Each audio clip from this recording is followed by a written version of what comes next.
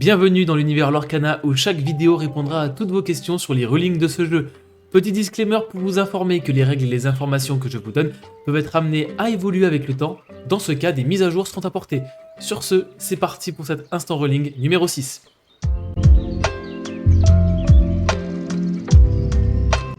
Pour ce 6e instant rolling, j'ai décidé de vous éclairer sur un personnage que j'affectionne tout particulièrement, Mufasa Roi Trahi. Nous allons aujourd'hui nous pencher sur l'effet de Mufasa. Lorsque ce personnage est banni, vous pouvez révéler la première carte de votre pioche.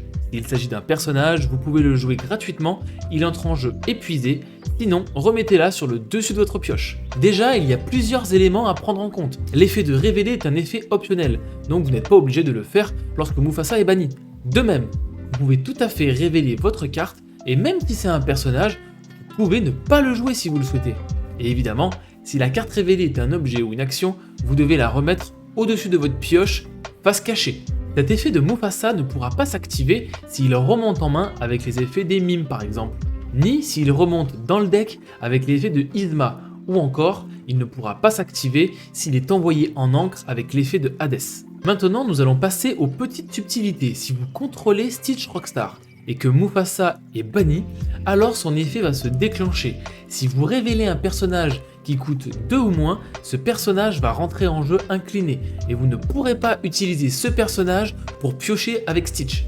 Cependant, si ce personnage qui coûte 2 ou moins est le fou agitateur de foule, vous pouvez d'abord choisir d'utiliser sa capacité attiser les flammes pour le redresser avant d'utiliser la capacité du Rockstar pour l'incliner et piocher une carte. Il faut savoir que même si plusieurs capacités se déclenchent, elles sont considérées comme faisant partie du défi une fois que les effets sont résolus. Par exemple, si votre Guimauve Gardien Tenace défie Mufasa et que le Mufasa adverse révèle Maléfique Dragon, le Maléfique de l'adversaire peut choisir de bannir votre Guimauve avec sa capacité Feu du Dragon. Après cela, puisque l'état du jeu est considéré comme étant toujours dans le défi, alors votre Guimauve sera considéré comme ayant été banni pendant le défi et vous pourrez choisir de le remettre en main. Et voilà, c'est la fin de cet instant rolling et je vous retrouve dans l'espace commentaire pour échanger avec vous et surtout n'hésitez pas à me proposer des idées pour les prochaines vidéos. En attendant, retrouvez-moi sur mon Twitter et sur le Discord Lorcana FR. À la prochaine.